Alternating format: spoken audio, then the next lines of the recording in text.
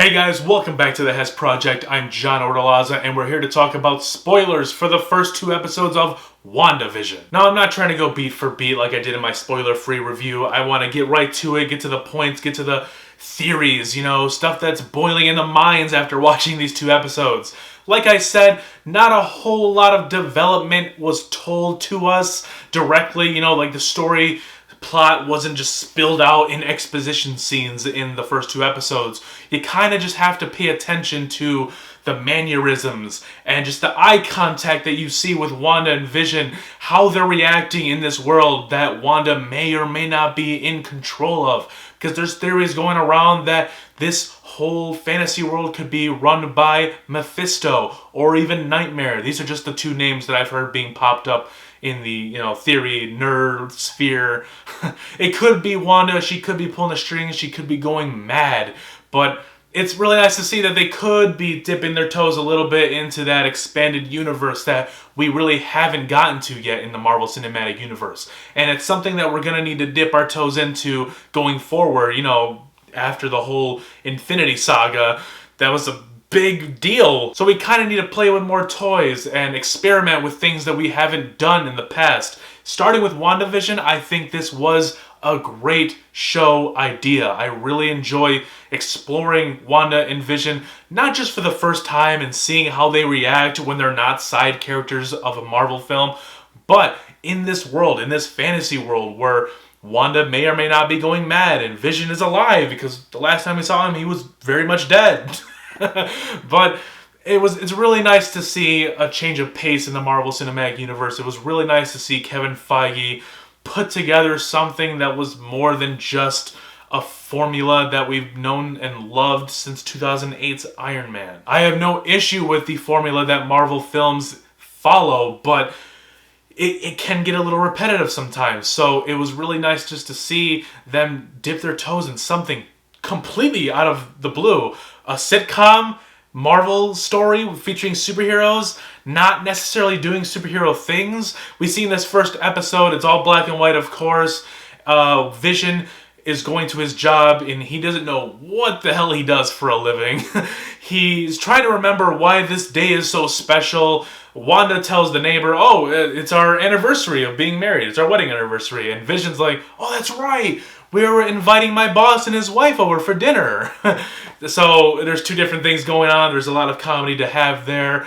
Wanda doesn't have a dinner prepped for people, so she's using her magic, pulling things out of the cupboards, out of the drawers. And it was really cool to see whenever Vision goes out about with other people in this fantasy world, Wanda can just snap her fingers and it turns him into a human. He looks like Paul Bettany. So he is, disguised as Paul Bettany, distracting his boss and his wife. She accidentally turns an uncooked chicken back into eggs.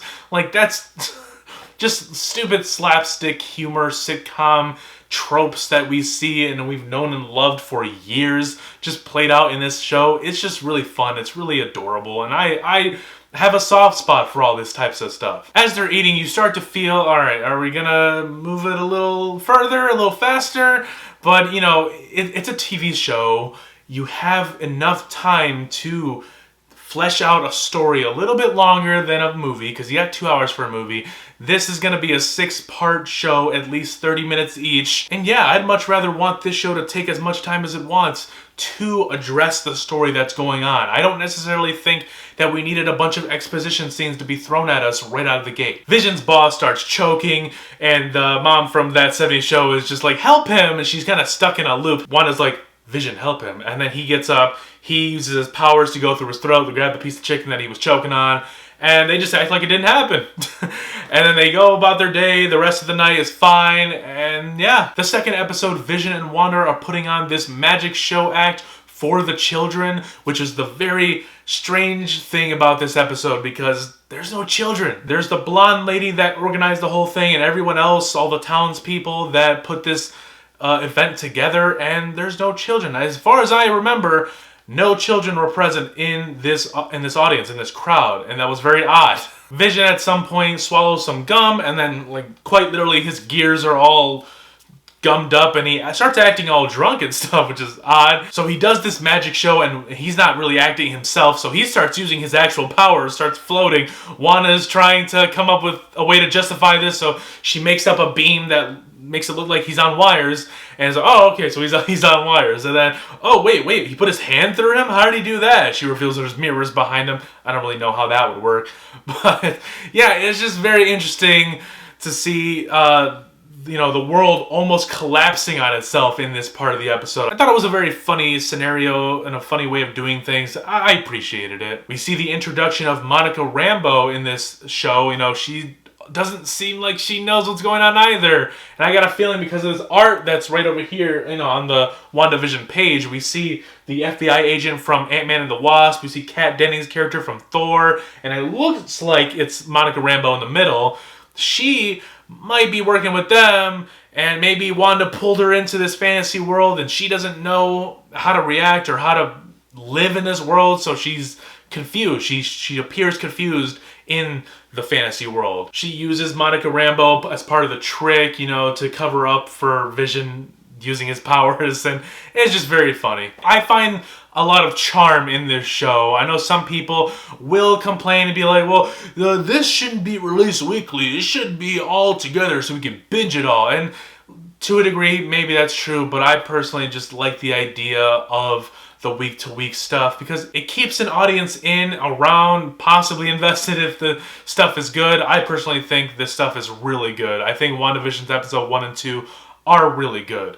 At the end of episode 2, we see Wanda is pregnant now. She just stands up from sitting down on the couch and now she's at least 4 months pregnant. She's got a baby bump that is showing. And then the whole house just starts slowly gaining color. Like it was all black and white, but now Vision is now in color. All the walls and the floors are coming into color. Now everything is in color. So it looks like we're going to be in color going forward. And I'm glad because I was a little bummed we might be all black and white. And I'm just not into that. The episode ends with them kissing and you hear again from the radio that you saw earlier in the episode, Wanda, can you hear me? Who's doing this to you? And again, it plays into that theory that either Wanda is going mad or Mephisto or Nightmare might be behind this.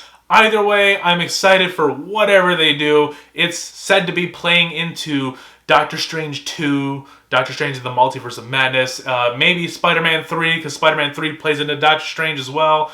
There's just a lot of spinning wheels going on here, and I just can't wait for all of it to unravel and play out in a way that maybe we expected or maybe a way we never expected. Either way, guys, there's a lot to look forward to with the Marvel Cinematic Universe going forward. Anyways, guys, let me know down in the comments below, what did you think of these 2 episodes? Leave your meaty spoiler theories down below. Leave a like while you're down there and subscribe to the channel if you're new. Be sure to hit that notify bell so you can stay up to date on all of the Hez Project videos. I'm going to be covering WandaVision as we go along in the weeks to come, so be sure to stick around, guys, because there's more to come.